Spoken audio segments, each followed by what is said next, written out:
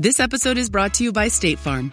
You know those friends who support your preference for podcasts over music on road trips? That's the energy State Farm brings to insurance. With over 19,000 local agents, they help you find the coverage that fits your needs, so you can spend less time worrying about insurance and more time enjoying the ride. Download the State Farm app or go online at statefarm.com. Like a good neighbor, State Farm is there. Amazon presents Jeff versus Taco Truck Salsa. Whether it's Verde, Roja, or the orange one. For Jeff, trying any salsa is like playing Russian roulette with a flamethrower. Luckily, Jeff saved with Amazon and stocked up on antacids, ginger tea, and milk. Habanero? More like habanero, yes. Save the everyday with Amazon. Kraft Mac and Cheese is better than 90s hip-hop. We'll remind you of your childhood without making you feel incredibly old. Kraft Mac and Cheese. Best thing ever. I saw a baby drive a truck. I saw a junkie eat a tuba. Matt, you know, we've been, I would say, showering almost every track of Mandatory Fun with nothing but praise. A shower of good things to say. I think the shower is losing a little bit of pressure on this particular track, though. Oh no, is the water cooling on you? The water's cooling on me a little bit. We're about to talk about My Own Eyes. Okay. This was one of the first 3 songs recorded for this album, along with Lame Claim to Fame and Mission Statement. Another song that I'm curious to see if revisiting it will change my overall view of it. Sure. But My Own Eyes is a style parody of the Foo Fighters, in which the protagonist recalls witnessing unusual events throughout his life, such as elderly men dying of beaver fever and a mime being hacked to death with an imaginary cleaver. Many critics felt that this pastiche falls a bit flat without David Grohl's unique songwriting and personality behind it. We are joined by a man who hosts one of my favorite music podcasts on the internet, Nevermind the Music. Back again, we have Mark Popeney, who really wanted to talk about this one. So, Mark, I want to know, I could see you picking this for one of 2 reasons. I could see you picking it because you genuinely love the song, or picking it because you're a Foo Fighters fan who wants to figure out why this song kind of missed the mark a little bit. Good question. I do have in my notes, my first thing is, I assume at least one of you doesn't like this song. Happy to be back. Happy to round out my path, my journey, where my first episode was convincing myself and you two to like Peter and the Wolf. And mission accomplished. Mission accomplished. Yeah, I loved that episode so much, like going over that record and talking about like one of the most oddball things Al ever did in his entire career, easily. For sure. And now we are with the Foo Fighters. Yeah. And then second chapter of my journey is convincing one of you to like Pancreas, which That's right. I don't know that I succeeded. And I'm Not wondering, completely. am I having to convince both of you on this song? This one is not, I'll spoil a little bit later. This is not Pancreas, where I'm kind of willing to go to bat. I do not love this. I think this is almost an Alfred Yankovic song. Like, it's almost just a song that I'm like, oh, it's good. It's good. It's just not very funny. That's what it is. It's a fine song that really misses the mark of the Foo Fighters. Like, until the chorus hits, I wouldn't have even known that this was a Foo Fighters pastiche in any way, shape, or form. I was actually, before you joined on, I think I told Matt that this was one of those songs where someone had to tell me what it was a pastiche of, and then I was like, oh, I can see that. So I think that's why you asked, why did I want to talk about it? Am I a fan of the Foo Fighters? Yes. Am I a fan of the style parodies of Weird Al? Yes. Am I a hardcore fan of the Foo Fighters? No. But what I wanted to get to the bottom of is like, why is this not the best ever? But also, why is it, in fact, I would say, actually a successful Foo Fighters style parody? Whether it's a perfect song or not, and can the Foo Fighters even really be parodied? Those are the things I want to unpack. I feel like it's interesting, whereas Pancreas was kind of like, not that it was easy to create that, but it was just throwing in our face just so many style references. Or like when you guys did close but no cigar. Come on, there's a vibra slap. You put a vibra slap in that, you're like, oh, it's cake. You put some twangy guitar and female backup vocalists, you go, oh, it's the B-52s. Yep. I want to talk about like what is it that even kind of works about how could you do a better style parody? Because I don't think this is perfect, but I can't imagine doing it better. And let's talk about it. I think that part of it is, while I don't think Foo Fighters ever had this like undeniable sound that as soon as you heard it, you were like, that's the Foo Fighters. I think that there was a more interesting vibe maybe in their first 2 to 3 albums. And then somewhere around All My Life, I think they just started to still be a very talented, good band, but just fell into generic rock band at that point. And I think it was because like that first album, I would say the first album is very much a grunge album, right? It is David Grohl, good old David Grohl, writing songs David, not Dave, that very much could have been like B-sides to Nirvana tracks, right? Like I'll Stick Around and like Alone and Easy Target and This Is a Call, like they all have a little bit of that post-grunge in its DNA.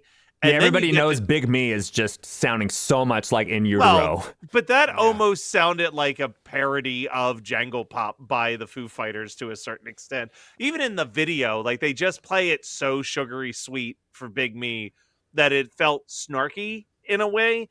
Then you get to Color and Shape, which I think is where like what the Foo Fighters actually are starts to make itself more apparent. And that's why I think that album and the one with Learning to Fly are like, to me, the top of the mountain for their albums in a lot of ways, because it is like a very unique band at that time. And then I think the rest of music just was like popular rock music. I think was all just trying to be like the Foo Fighters. And then it just kind of falls into this amalgamation of like all of the rock music from like 2000 on kind of all sounding the same. Matt, Matt, do you still have handy your mandatory fun lyric booklet? Can you look inside and see if Al specifically on this track says Foo Fighters? Because I know he started specifically referencing who he was doing the style parody of. Now, this is just generally like looking online, almost universal consensus is that this is only Foo Fighters. A couple people referenced that this does sound a little bit like the Offspring record that came out around the same time. Now, I think that's more Offspring moving in a direction closer to classic rock type vibes than it not being the Foo Fighters. But the one other thing that he throws in this that's really interesting, I don't want to jump ahead too much, is in the middle of this song, he throws in a guitar riff that is almost exactly taken from a Velvet Revolver track. Now that is an interesting thing to do. You know how much he loves Velvet Revolver because he shoved it into Slither, the polka. Slither, he did it in a polka, excuse me. He used that riff in a polka albums ago, and now in this song, he is including it in this Foo Fighters thing. It's an odd choice. So here's what I'll tell you. Okay. For the individual tracks, it does not say anything. Doesn't specify? Okay. It doesn't specify, but in the special thanks, he thanks all the artists who are parodied and polka'd, and then it has thanks for Southern Culture on the Skids, Foo Fighters, Graham Nash, David Crosby, Stephen Stills, Neil Young, the Pixies, and Cat Stevens. Okay, so that's as well as confirmed as anything. Yeah. That's fine. Okay, so fair enough. So that's just so interesting that he throws that riff in. I want to discuss that more, but just as a starting point, I am coming into this in a very similar boat to Mark because I think this is a really, really interesting example of something from Al where it is like, personally, I think this does land as a style parody. Like, I hear Foo Fighters in this right away. Like, I can hear what he's pulling and like what he's doing to make this sound like the Foo Fighters, but also the Foo Fighters are not a unique enough sounding band for it to fully land. It's reminding, what this is reminding me of is Skipper Dan. Now, Skipper Dan was him trying to do Weezer. And we talked when he did that song about like, as a Weezer style parody, it was a miss. But as a song, it was a huge accomplishment. Like, it's a really well-written song, but if the goal was to sound like Weezer, not quite. This feels like the inverse of that, where Okay. I feel like he has nailed the style parody in a way that's actually very impressive, because I don't think the Foo Fighters give him a whole lot to hang on to in that regard. But the song itself feels like it has maybe suffered from trying to sound too much like the Foo Fighters. Does that make sense? I think I have a theory Okay. as to the songwriting mechanics and process that led to that. So Yeah.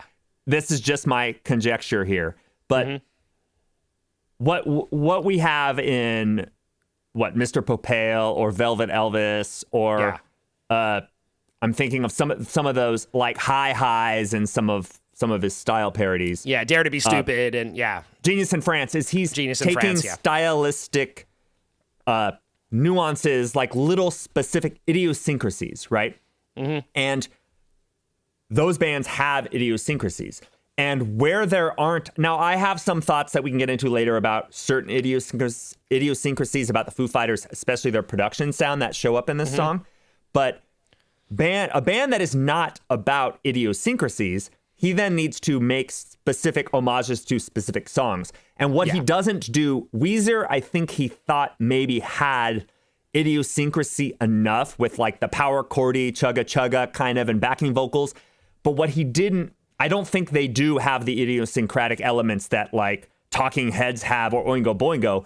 Yeah. And what he did not do with Skipper Dan is enough specific song references. We have the El Scorcho moment. We have maybe a few Pork and Beans moments, but essentially the song is just agnostic Weezer, and so it doesn't come off. Whereas I feel like what I did on a commute was, because I know the Foo Fighters, but I needed the big picture, and I listened to like the essential song list. And there's a bunch of, I would say, very specific song homages. And so my theory is that the songwriting choice was, maybe I'm going to sacrifice the song a little bit by making these kind of machine gun rapid fire references to all these specific Foo Fighter moments, because there isn't like a quirky voice to draw from or a quirky synth sound or whatever it is. So I feel like Skipper Dan doesn't have enough of those to come off strongly enough as Weezer, though you can tell, for me, just the El Scorcho kind of homage immediately makes it clear. Yeah. But this one is more quantity, possibly. That's my theory. And we can get into the specifics of which songs I'm hearing there, but I definitely want to go over those for sure, yeah. I do want to stress something about this song before we even dive into this, and we will be diving into this, I think, by like a lyric, by a word by word, moment by moment breakdown. While I don't know where I'm going to put My Own Eyes, I think for me it's not so much this is like going straight to the bottom and will be in my bottom 10. I think that this is a perfectly fine Al song, but definitely coming off of like Lame Claim to Fame, that is so like such a perfect encapsulation of everything that is Southern culture on the Skids. And then knowing that we've got Mission Statement and First World Problems, which I really don't know my feelings on those songs just yet. But like from the first note, you're like, oh yeah, this is Crosby, Stills and Nash. Or from the first note, you're like, this is the Pixies. Can I just interrupt you right there? Yeah, go for it. I know we haven't got to Mission Statement and you got a guess for that, but he thanked Neil Young in those notes you just read, which is interesting because that is very much not Crosby, Stills, Nash and Young style parody.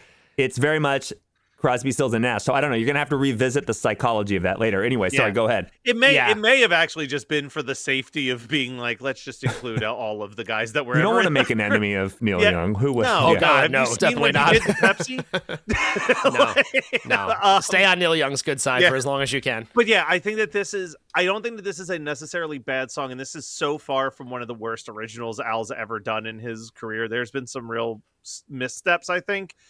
I just think that in this album, which I think is a very good final album for Al, I think he checks so many important boxes for him. Knowing that there are so many interesting artists that he never got around to doing a style parody of that are a more unique and iconic sound, it feels weird that he lands on like a Foo Fighters thing where I don't know. I would believe that Al is a very good friend of Dave Grohl's more than I believe that Al is a big fan of the Foo Fighters. And I feel like this one was like for his buddy Dave, but the passion for the material doesn't feel as thick as some of the other style parodies that we've gotten out of him, where you can tell, oh, this man loves Devo, or this man loves the B-52s, where it's like a perfect sound alike. Do you think there's a possibility, because we had talked, this is a couple albums old now, but we know, and I'm sure Al saw these things too, that a lot of Al's older fan base kind of struggled when Al moved more into the hip-hop world of pop, the pop and hip-hop world in his parodies, and moved away from pop rock, which was what defined most of his 80s and then even 90s output. And I wonder if some part of him was like, oh, if I'm going to do a style parody of like a really kind of classic rock and roll band, like maybe that's the kind of thing that people will respond to. Like it might have been a little bit of fan service in an attempt to kind of bring people in who, because again, if you're looking at the parodies on this record, I mean, it is purely in the pop and hip hop world. There's no rock music otherwise on this record.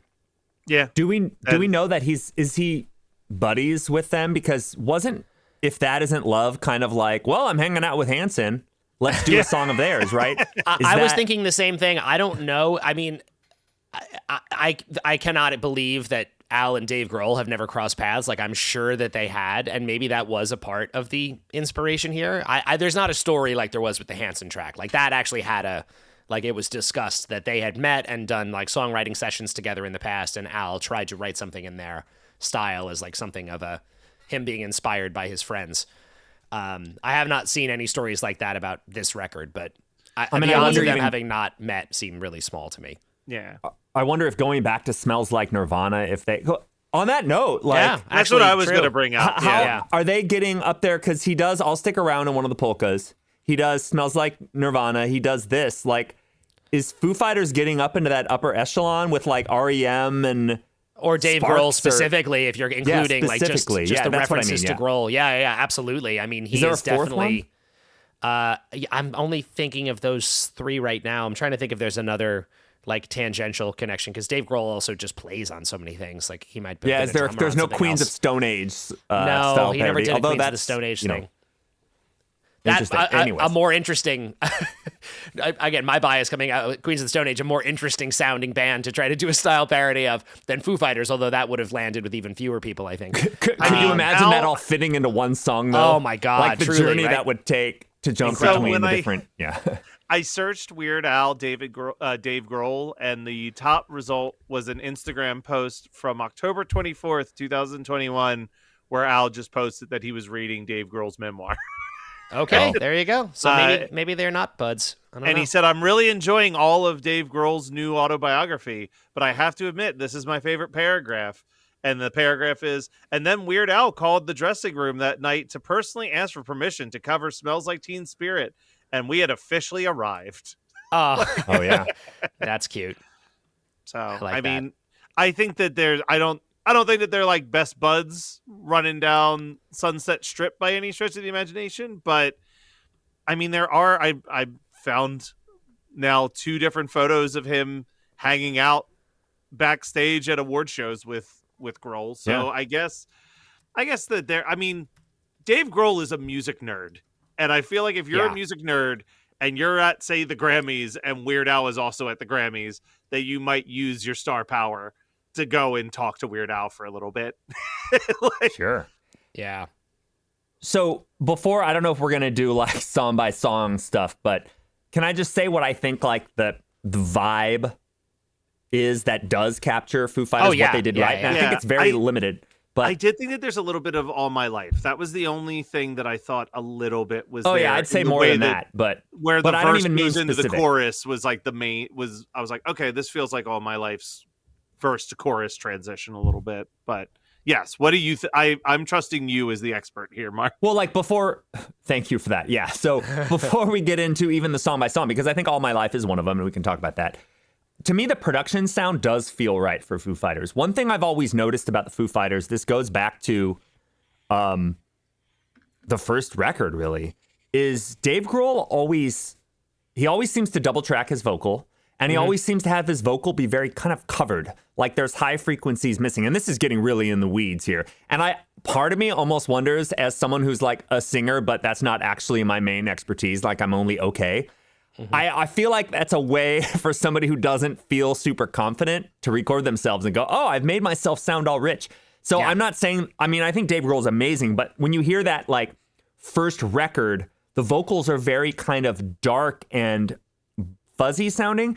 And a lot of that is the multi-tracking of his lead vocal. And that's happening here. And it's interesting because that feature persists with even some of the mid-period, early 2000s sort of height of their mega rock band positionality, Foo Fighter stuff. The guitars are really bright and really punchy. And the vocal, with the exception of some of the songs, maybe like These Days would be an exception, is still really covered. And that's happening in the Weird Al track where the guitars are really in your face, really lots of highs, but the vocal doesn't. And the other song on this record that does that, not to hijack some other guest, but that happens in Inactive also. And I think that is not a good fit that is not the way Imagine Dragons sounds at all. Yes. So it's weird. It's almost like he took the same vocal and guitar production aesthetic on this song, which to me, getting really nerdy about it, fits the Foo Fighters, does not fit Imagine Dragons at all. Agreed. So I don't know. Does that anybody agree with me there? It sounds like Matthew 100%. I am, because I have to. You're touching on really. This is great because I have called out on recent records, like when he did Canadian Idiot. I was like, this is not. The mix of this track and the way it was produced is not hitting like Green Day. It doesn't feel like it has the impact that it should, that I expect from a Green Day track. Ringtone, the vocals, same. Yeah. The vocals are too far above. They're too clean and shiny and above the mix. Like, it doesn't sound like a rock band. It sounds like someone doing karaoke over a guitar and, over a rock band instrumental. Yeah. And this sonically is, I think, exactly right. Like, I really do think that they nailed, I'm not even talking about the arrangement of the song, just sound-wise, production-wise. Like, they put this song together like a Foo Fighters track. And when we did Canadian Idiot, I speculated that maybe Al was worried that burying the vocal would hide his jokes. Because, of course, like, that's like his primary point in doing it. Yeah. But on this song, it doesn't feel that way. It's also like, I'm not... This isn't meant to be a diss on Al's lyrics, but it does kind of feel like the lyrics are not the priority in this track. I think the sound alike is clearly what he was more focused on, was making this sound like a Foo Fighters track more than anything about the lyrics on this song. I just want to throw out another thing when I was continuing my search of Weird Al, Foo Fighters, and Dave Grohl connections. Kind of a big one. Al covered This Is a Call multiple times during the Self-Indulgent Vanity tour. Oh, did he really? Yeah. Oh, wow. He's a fan. I mean, he is just a fan. Because that's a deep cut cover to pull out of nowhere. Like, and that's, what, in the grand scheme of everything, I'm glad that he is still, like, even if it seems, a little bit maybe basic compared to some of Al's previous taste, that he is, I mean, on this record doing a style parody of Southern Culture on the Skids, like, that's a deep pull. He's really going, like, Al has, obtuse taste, clearly. And comparatively, the Foo Fighters seems so basic for him, but I think all signs point to him just sincerely loving this band and wanting to do something with it, which is great. And maybe it does just root back to Nirvana. Obviously Al was a huge Nirvana fan, and maybe he's just still holding on. Yeah, that makes sense to me. Matt Kelly, before we go song by song and Milligan and I list off the hit singles that this borrows from, can you at least, as someone who does not think this sounds like Foo Fighters, can you at least denounce the people on Reddit saying that this sounds like a Nickelback style parody? Oh, it does not sound...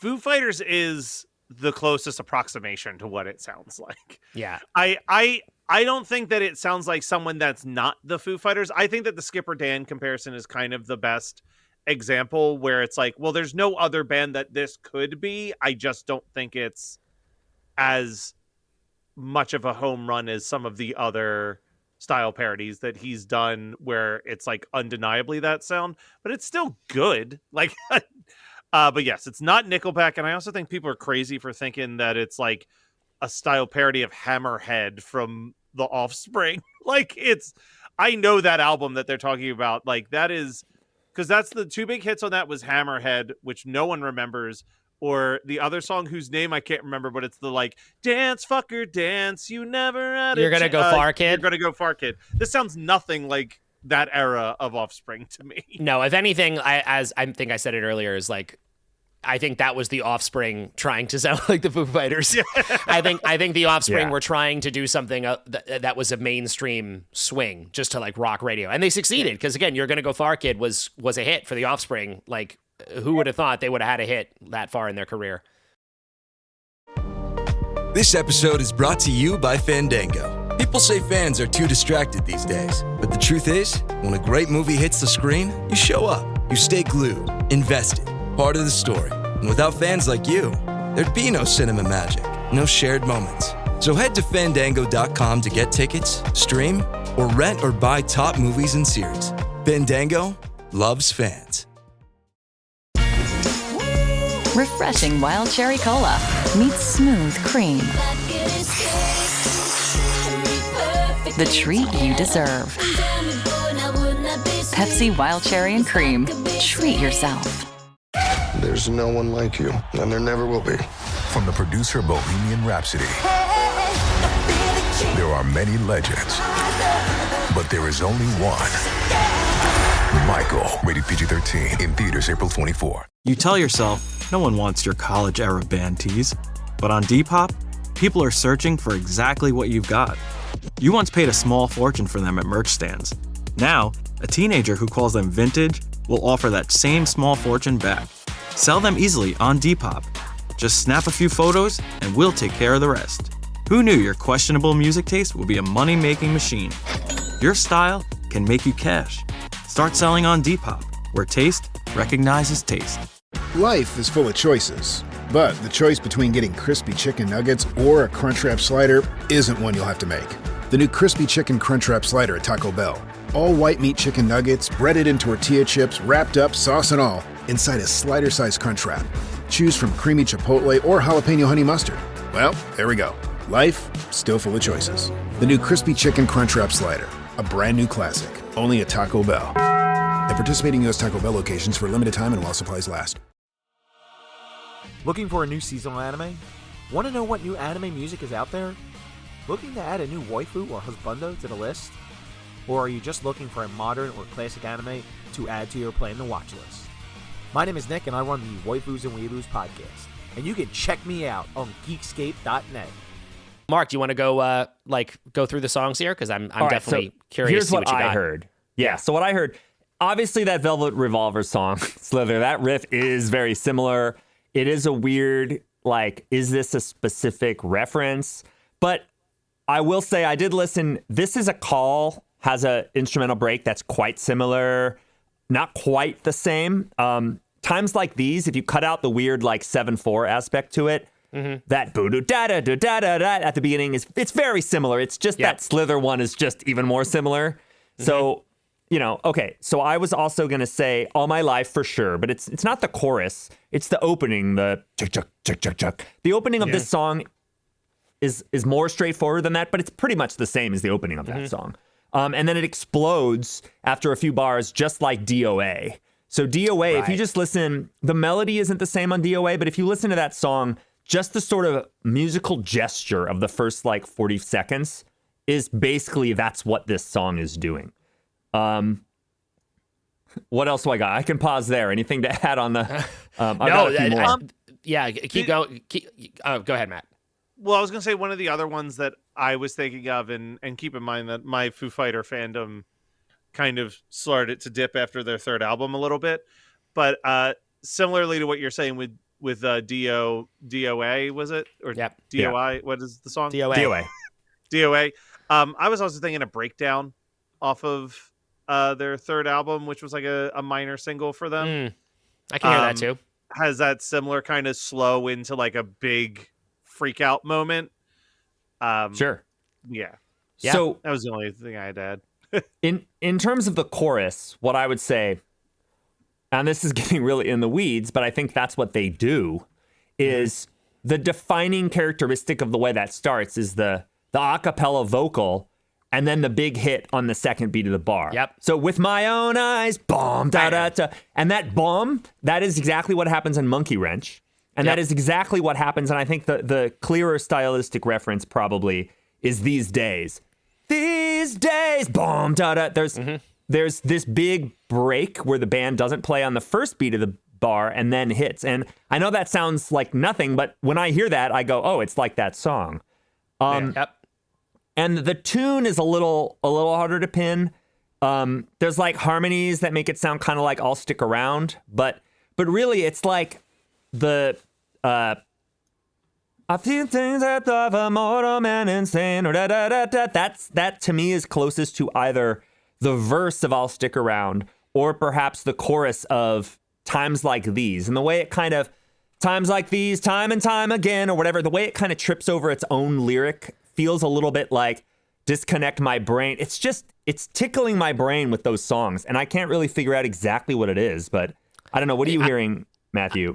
I think the thing that jumped out to me the most was Times Like These, in the sense of this, like, it goes up and then descends back down. It's rare to have a melody that like descends that much. Like that's it's kind of dropping down the entire chorus until it goes back up to the very end as the chorus ends and goes back to the verse. But the way it moves down reminds me of Times Like These the most.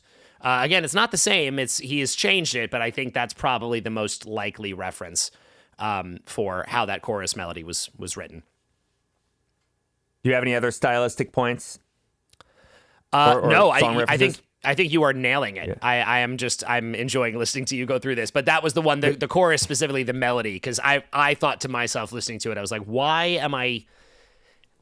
A lot of the times in these style parodies, I hear something and I think to myself, like, yep, that is definitely Dave Grohl writing for the Foo Fighters. And then I think, why? Why am I saying that? Like, what about this is conjuring that? And I think, he's done it in more than one occasion, but specifically that came to mind of like the descending vocal melody in the chorus. The Disconnect My Brain, because he goes up and then falls again. Yeah, exactly. Less over the top nerdy deconstruction. The really damn good Lemonade or darn good Lemonade line. Oh yeah, with a that band hit that happens exactly like that in the last song. Towards the end of that song, there's this big hit, it's more like in the pre-chorus section. Right before this is the last song, there's this whole kind of hemiola thing. And the only other thing, and I did have to dumpster dive on Reddit for these last two, and I don't agree with one of them, but okay. Somebody pointed out, and this is getting really over the top, the second verse, there's like a backup guitar part that is like the second verse backup guitar part of their song Arlandia, which is not even a song I really knew. Oh, yeah, I'll put that out there. I did listen to it, and it is a good comparison. And then the one that I could not hear no matter what is multiple people were saying The Pretender. And including I think maybe the Weird Al Wiki said The Pretender, and I can't hear it. I saw that too. Yeah. I don't get it. Yeah. I think the a lot of Weird time Al Wiki has given us some really... It has made us pause on a few references. Yeah. It definitely has, yeah. And I think sometimes people really latch on to something that was like a notable track around the time that Al's came out, and people are assuming that it's like, oh, this has to be what he was referencing because it was out at the time. Like as if Al doesn't have CDs. That's like, I feel like that happens a lot. Because I feel like even like the Skipper Dan one, it was like a song like Memories was mentioned. And I'm like, Memories is nowhere to be found on Skipper Dan. Huh. It's true. It's true. I think that was really great, Mark. I think you actually absolutely nailed those. I had a couple notes on things, but not as many. And you hit every one of the marks that I was going to say. Like I said, it's like a quantity thing. It's like these little moments, aside from the Velvet Revolver. The Velvet Revolver Velvet thing, Underground, that would have been cool. Aside from the Velvet Revolver moment, it's all just little pieces. Like every section kind of is an homage. Which I don't know we could really say with Skipper Dan. No, I don't think. Again, I think a lot more went into this than to Skipper Dan, at least in terms of the how do I sound like the Foo Fighters. I think you can really hear the work that went into this. I think that there's also I'm going to throw a real wild curveball out there. Okay. With trying to explain the Velvet Revolver thing, right? But like, it doesn't, as much as Velvet Revolver I've never listened to and said, this reminds me of the Foo Fighters, because I've never really listened to Velvet Revolver. I do think that the one thing that both of those bands have in common, and maybe there is this like little stylistic thread that Al's tying together, but they are bands that are pseudo super groups made up by a figurehead from the early grunge movement. You know what I mean? Like you've got Scott Weiland and a bunch of the guys from Guns N' Roses, and like at this point in Foo Fighters, it is like a super group. You know what I mean? Like it's Dave Grohl, but then you've got a dude from Sunny Day Real Estate. You've got, a guy from Pat the Smear Germs. in there. It's true. Like I'm wondering if there is just this element of Al giving a shout out to another like band that was also trying to like carry the pieces of rock and roll after grunge kind of fell apart in their own unique way with this little guitar riff or something. Yeah. Well, it's funny because Dave Grohl played in Them Crooked Vultures, yeah, which was a very similar project to Velvet Revolver. Again, it was just a super group. Them Crooked Vultures was Josh Homme, John Paul Jones, and Dave Grohl as a trio. And now I was going to say like, oh, maybe that was just didn't have something to reference in the same way as the Velvet Revolver riff. But like the Velvet Revolver song also was not particularly successful or anything. It seems like Al just likes it. I think we looked and saw that it was arguably, one day we can sit and figure this out, but it would be in contention for the lowest charting song to make it into a polka in Al's career. I think we did say that, which makes me think that he must have just loved it. He must have just been like, oh, this is great. I just want to do it.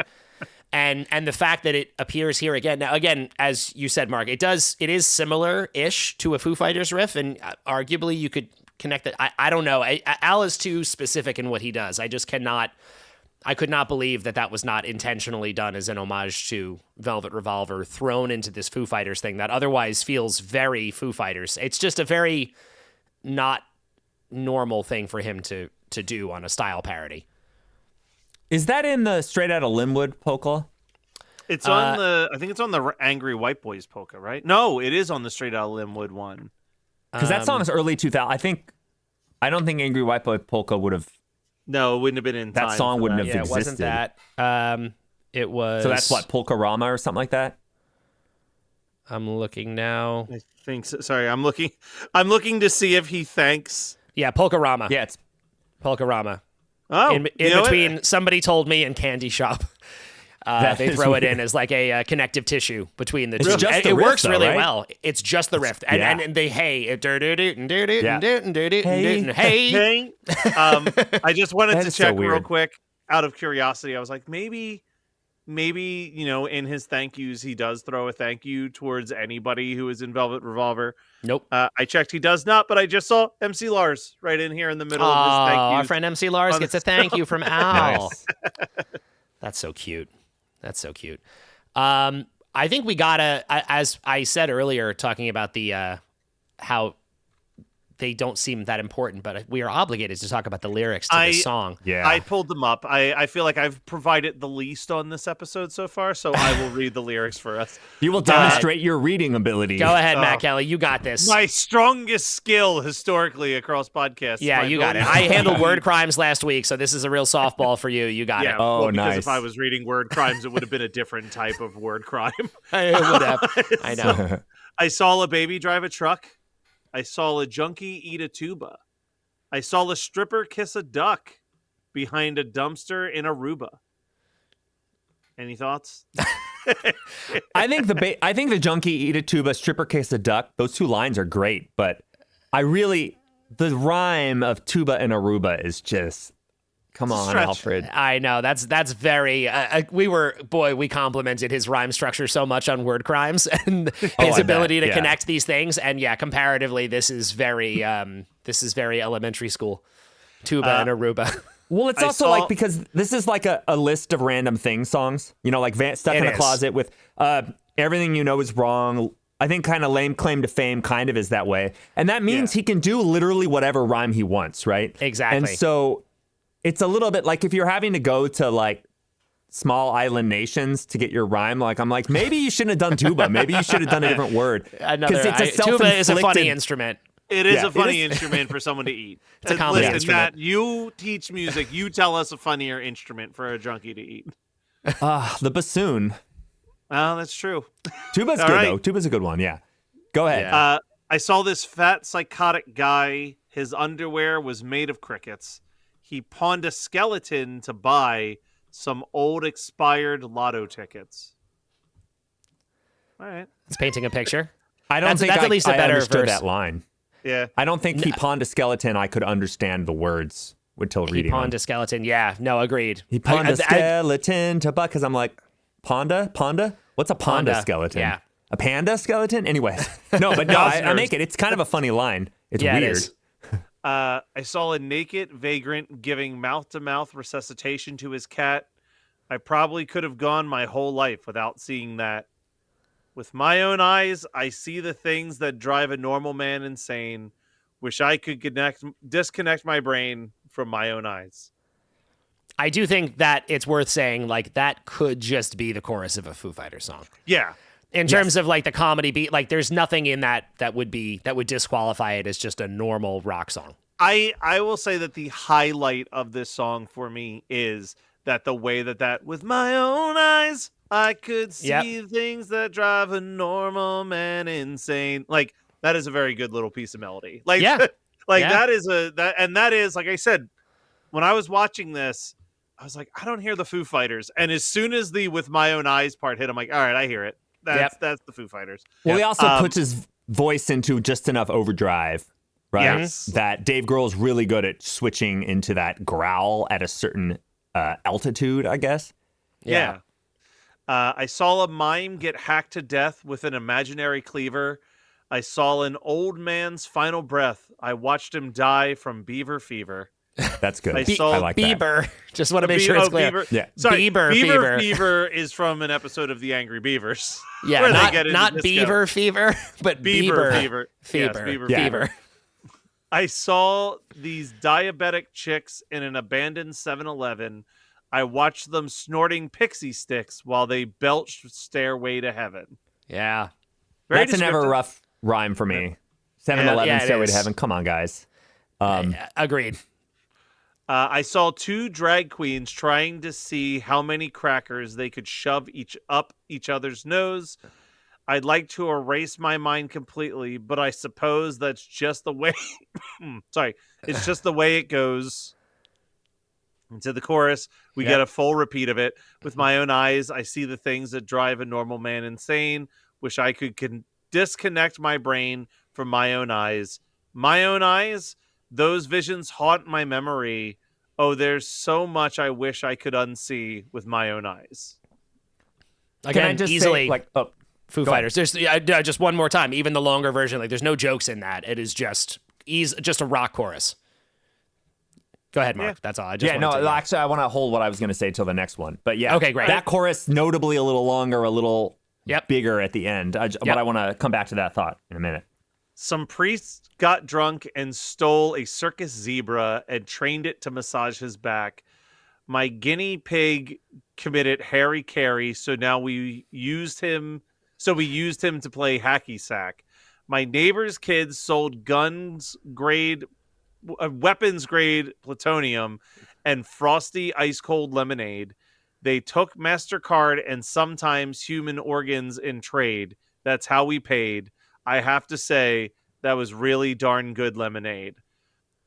Which I also think has to be at least a slight Twin Peaks reference there, right? Because isn't that like the catchphrase in Twin Peaks is you keep saying that's a darn fine cup of coffee, or that's a damn good coffee. I guess it could be a little Twin Peaks thing in there, yeah. Because this lyrically, I will say the things that he's describing do feel like what the critical perspective of Twin Peaks was.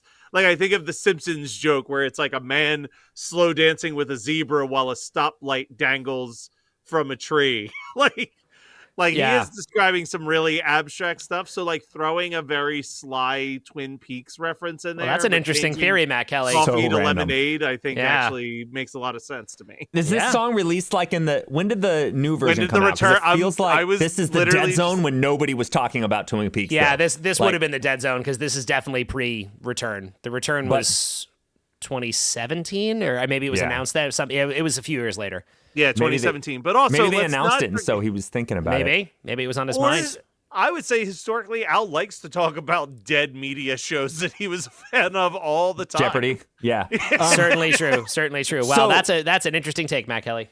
So, and then the chorus is just the same. There's nothing that changes on the final chorus. So I would say, as there are some songs of Al's that aren't super funny that I really love. Airline Amy, not funny. One of my favorite originals, even though it's not really like clever or anything. It's just a good song.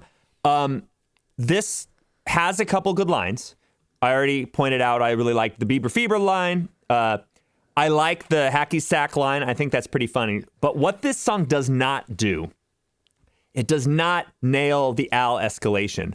The escalation is they took MasterCard and sometimes human organs in trade. That's how we paid. I have to say that it was really darn good lemonade.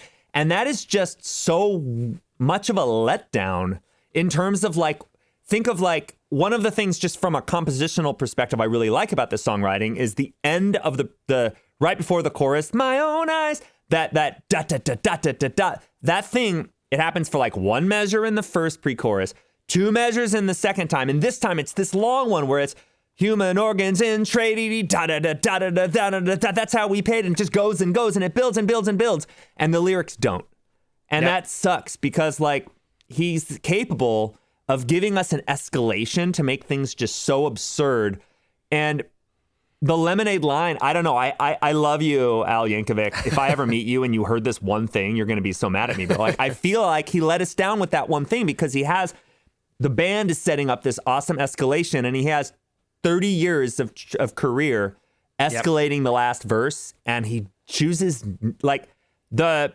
Harikiri hacky sack line would have been a better place here. I don't know. I'm ranting. I totally agree. I think that's the risk you run when it's been 40 years of a career and you've made a habit of songs that are just listing weird shit that you've seen or experienced is like, I don't know. I think that's why Everything You Know Is Wrong is so good, is that I do think it is the pinnacle of his random stream of conscience list type concept. And it does feel like every time that he's tried to go back to that, in my mind, it is a step down from every previous one, because I do think that he's hit the peak with that song. And I think that's why this is the first one in a while that I feel like he's done where it's just like, here's just some crazy stuff that I saw. Yeah. It feels like it is. He perfected it once before, and now it's like, all right, well, what more can we say? But even Everything You Know Is Wrong. How does that end? It escalates. He dies. He goes to heaven, but he gets the room next to the noisy ice machine. Yeah. Of all the absurd nonsense in that song, it's an excellent punctuation. It ends our story in an amazingly hilarious way. Yeah.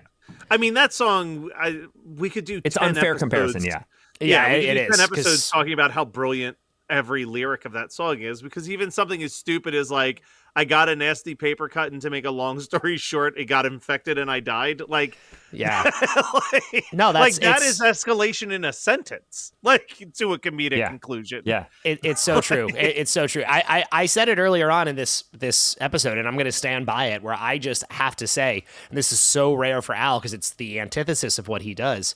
I just have to believe that way more care and attention was put into the Foo Fighters sound alike than the actual lyric of this song. It was almost like it was not a priority. It was not at the top of the list. It didn't matter, the lyrics. I saw a bunch of people online point out, generally people had nice things to say about this track, but multiple people said that in terms of a concept, it is very close to Lame Claim to Fame in terms of content, which is right on the same record. They're right next to each other. And in terms of how the jokes are being delivered and the setups for everything, it's almost the exact same format. I wanted to reference, because I love this particular thing and it reminds me of it so much, and I made sure this came first, Did you guys? We talked about 30 Rock with Al not that long ago, but there is an episode of 30 Rock where Tracy has this moment where he suddenly remembers all of his repressed childhood memories. He goes back to where he grew up and has this epiphany where he remembers all the horrible things that happened to him as a kid. And he goes down a list of all the horrible things that he saw as a child. It is so similar to what this song is trying to do. Oh my gosh. But is so much funnier. I'm sorry, Al, but it is so much fun. Like a couple of like Tracy, he suddenly has this moment and he's freaking out and he's saying to people who's like, oh my God, I'm remembering everything. I slept on an old dog bed stuffed with wigs. Our basketball hoop was a rib cage. Some guy with dreads electrocuted my fish. I saw a homeless man cooking a Hot Pocket on the third rail of the G train. And he is just ranting all these crazy things. I once bit into a burrito and there was a child's shoe in there. God, 30 Rock is so good. And when I thought of it with this song and I looked at the line, and if you just like read the lyrics down, it's like, it feels like, and that episode came out in 2010. We know Al was a fan. I wonder if again, part of anything to connect the dots here and see like where things might have come from. I have no idea if I'm just making a random connection there, but it reminded me of it in a big way. Can I just make a quick 30 Rock reference? Of course you can. Do this because you're just reminding me of how great that show is. One of my favorite lines of dialogue that I think was ever written for the show 30 Rock is, do you remember the episode where Tracy, they run out of Tracy's meds? Oh yeah. And he's like, Tracy doesn't have his meds. He gets really weird when that happens. And they walk past his dressing room and he goes, turns out my name's actually Tracy Morgan. Tracy Jordan's just a character that I play on TV. Right. And they're like, oh God, he needs help. Yeah. Wait, so his character is not Tracy Morgan? It's played by, okay, because I know Tracy Morgan is in that show. Plays a character named Tracy Jordan. Oh, he's just called Tracy. Got it. Because I've seen clips of that show, but never seen the show. Oh, in the show, he's playing a version of himself, really. Like it's borderline autobiographical, the whole thing. Yeah. Got it. I think it's in the second episode they really establish his character of like he wants to be seen as the comedic that could go off the handle at any moment, and he gets really upset because there's a photo of him walking a dog like a normal person in the newspaper, and he's like, they took that photo out of context. I was walking that dog backwards. All right, ranking this song. I mean, I did promise that it's not going to be in my bottom 10, which it's not going to be. It's also not going to be in my top 10.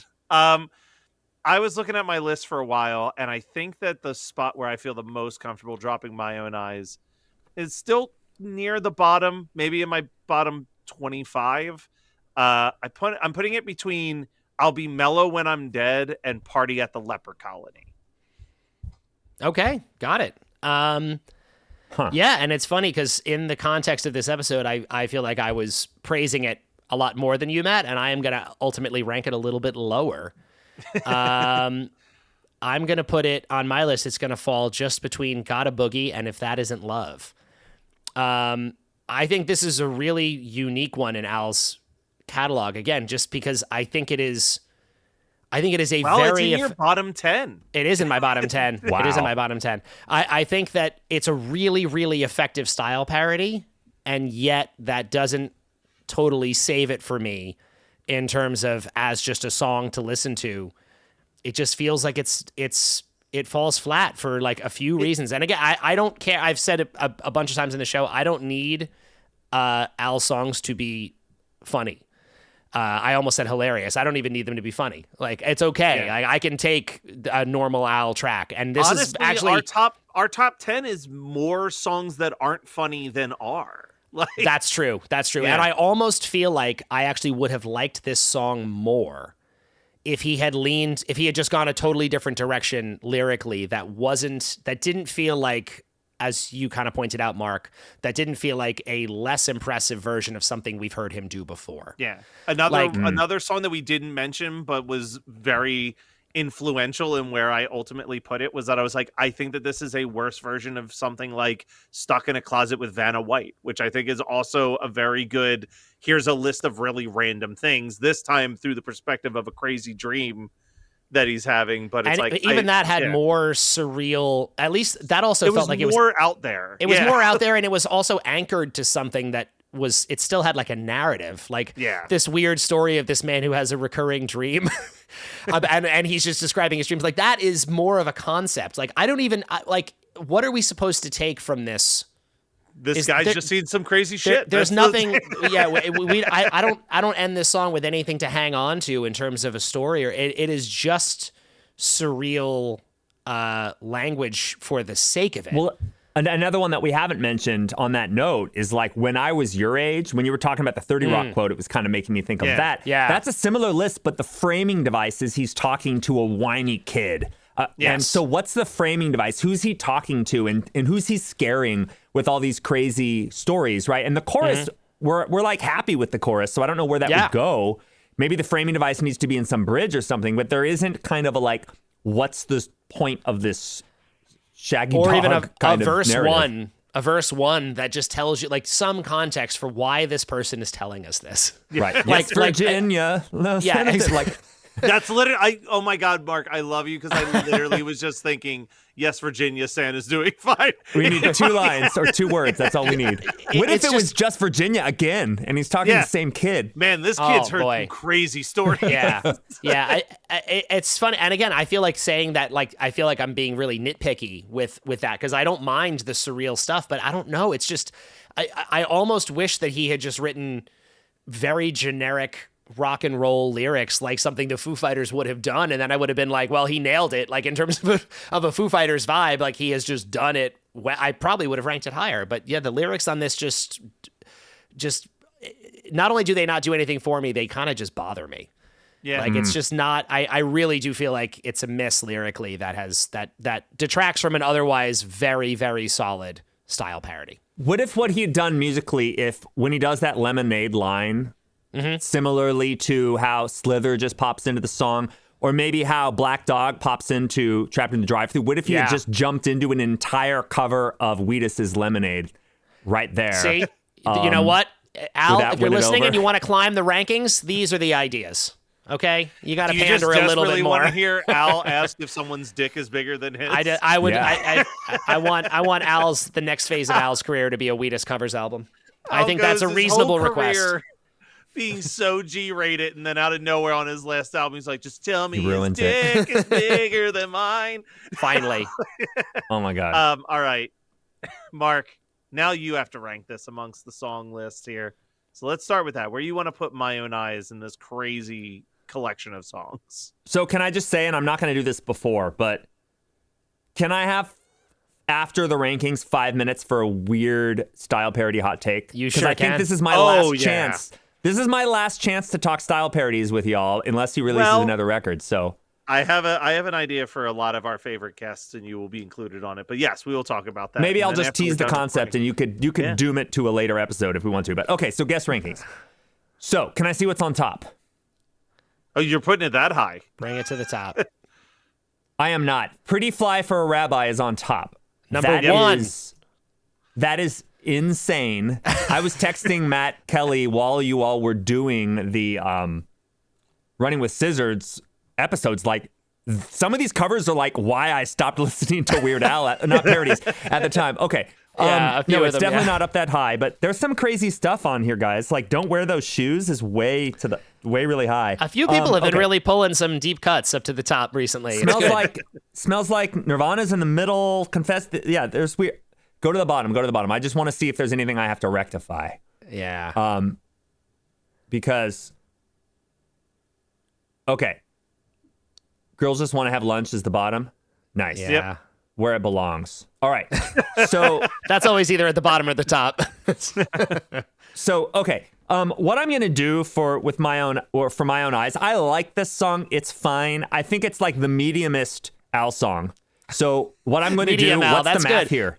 Literally, I'm going to put it exactly in the middle. So find the mean. Like, how many do we have? Put it right in the middle. Ooh, do we know how many songs? Because you got to look at your email that has a number. Because this is chaos, I would say. This is complete chaos. Okay, so in the email, but you've added one since this email. It's going to be somewhere around 40. We've done 80. So look at between 40 and 41. So between Yoda and Frank's 2000-inch TV, Oh my God, those are really low. Well, you can move one of them too. If we're talking about if we're talking about middle Al, we've talked about Weird Al, we've talked about normal Al, we've never talked about middle Al. Mid-Al. And I think that's really a great way to describe this song, honestly. So what I'm going to do is, so here's what I'm going to do. This list is absolute chaos. Sorry. I think it is cannot be saved. Nope. I think what you guys need to do is like a guest, like a draft to get the final guest ratings. This is what I was literally thinking as we near the end of our show, as the show is known. I think that we should bring on like our 10 or 15 favorite guests for like a 17-hour podcast. They all get randomly selected a number, and they are allowed to make one move each to finalize. So it's like the complicated, kind of like a bigger version of the complicated one you guys did for the last One Hit Thunder one. Yeah. Oh, for the One Hit Thunder one too. You did one on the We live. did do it Albuquerque multiple guests thing. Yeah, that was great. Yeah. Okay, so what I'm going to do, since they're right in the middle, I can't save anything. I'm not pulling Pretty Fly down to the bottom. I'm not putting the songs that really should be way higher up higher. What I'm going to do is I'm going to put My Own Eyes right after Frank's 2000-inch TV. Okay. And what I'm going to do is the one controversial thing. I believe Frank's 2000-inch TV is a better song than Yoda. I am going to put Frank's 2000-inch TV above Yoda. That's it. I think Frank's 2000-inch TV should be in the top 10, but I'm not doing it. I'm just putting it above Yoda, and I'm leaving and I'm walking away. Kind move. That's could move very, that very respectable. Oh, it is so much better than A Complicated Song, which is immediately of it. It is so much better than Pretty Fly. I think Frank's 2000-inch TV, but what I am confident of, I think it's a controversial enough statement to just say it's better than Yoda, because I think some people would disagree with me. So I'm going to leave that because I think this is unsalvageable. I think this list just needs to be redone. Whoever is the last, it's the white elephant thing, like the last person. I was going to say that concept that Matt Kelly came up with sounds really fun and we should do it, but it could get so much worse. I'm just thinking about the guests we're talking, like, oh my God, not everyone's going to be as classy as Mark here. That was a very, very professionally done maneuver. And for what it's worth, I don't know if you saw, Mark, my number one Al original is Frank's. Oh, I didn't. I wasn't even looking on that side. That's my number one original song of his. I think that is a perfect song. Okay. Can I say before let's hear your hot take. I want to hear your hot take. I don't think there is such thing. Okay, I think there are artist style parodies. Why are we talking about style parodies as a thing Weird Al does? Like when he does, not this song, but when he does Baby's in Love with Eddie Vedder, when he does Buy Me a Condo, why are we saying, oh, it's a reggae style parody? That is I feel like if we just randomly did a Zydeco song, would we say they're doing a style parody? No, they would just do a song that is Zydeco. So my weird hot take, and I don't know how much there is to talk about this, but I feel like we as the community need to like retire that language because it does a disservice to the actual style parodies like Skipper Dan or whatever, or like Lame Claim to Fame or Mission Statement. We've talked about this behind the scenes. Matt and I have talked about how it is difficult to rank a genre parody against an artist parody because they are a very different thing. It's weird to even use the language. And I would say there's a few exceptions. Like if you looked at, what would it be? Maybe Weasel Stomping Day or, recently Sports Christmas Song. Sports Song. That actually sort of works because what it is parodizing the concept of a happy, like kind of like 60s, not PSA, but like holiday song or Christmas at Ground Zero. It's actually parodizing, but there's nothing about like Good Enough for Now or like maybe Generic Blues or Callin' in Sick. What about Callin' in Sick feels like a parody of grunge music to you? Well, like, it was specifically, people said it was a Nirvana style parody, which I strongly disagree with, and I think it's why I rank it so low. So I don't know, like I don't think there's much of a conversation here, but I'm just putting that out. I'm dropping the mics proverbially that like we've gone this whole journey listening to you, and it took me this long to go like, hang on a second, why are we talking about your horoscope for today as a parody song? It's just a ska song, right? So, and it can be ska. I really like I actually do Where think... were you 3 years ago when we started this No. This is good. And I actually am going to go back to what you were saying. I think we should put a pin in this and revisit this conversation with Mark, because I think there is enough here to have like a longer conversation. I would just stay out the gate. I think that the idea of the style parody is something Al came up with. And I think maybe it came from a place of... this feels like I'm projecting too much to say insecurity, but I feel like it was a way for him to do certain things, a way for him to get away with writing and doing a certain type of song or a certain type of homage that's not a parody, but still is just, I don't know. I think he seemed very self-conscious to me in press about the ideas of him just writing original songs. Yeah. And I think he has struggled with, the idea that people are interested in hearing him just write original music. So it's like, well, everything has to have some sort of a parody angle to it. So how can I get away with that on the originals? Because the early records, style parody was really not a thing. That only started becoming a thing people talked about probably around... I would say the age of the internet, maybe. Yeah, I was going to say maybe a little bit after Bad Hair Day, Writing with Scissors, is when suddenly we started talking about like, oh, this is clearly an homage to this. To the degree I didn't really think about it like that beforehand. Yeah, and Al started to say them. That's why I asked Matt Kelly to check the lyric book about if the Foo Fighters were specifically referenced, because Al started to say, not necessarily in the lyric booklets, but online, like, oh, I wrote this in the style of Weezer. I wrote this in the style of Southern Culture on the Skids, another great example. And it was funny because in that episode we noted that the guy from Southern Culture said, like, it's cool, I like that Al parodied me. I kind of wish he had parodied us in a way where we made some money. Yeah. Oh, yeah. Because they don't make any royalties.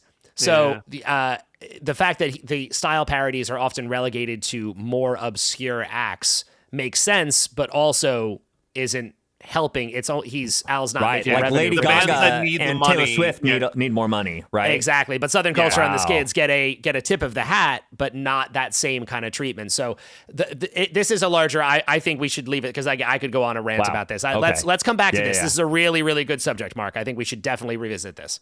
And this is the type of subject that you would sometimes find Mark talking about on his own podcast, which I would love for you to promote real quick before we wrap up the episode. All right, so Nevermind the Music is my podcast. I am a songwriter, also a music professor, and my co-host is a psychology professor. And so each week we deep dive on a popular, sometimes very popular, sometimes more obscure hit song. And I talk about a songwriting element, and she talks about the brain. So the most recent episode, I think, that came out, we're talking about Dreams by Fleetwood Mac. And nice.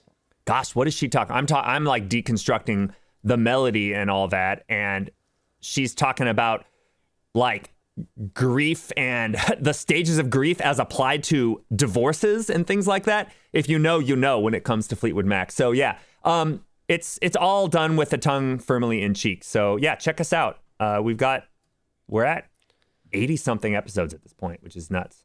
Nice.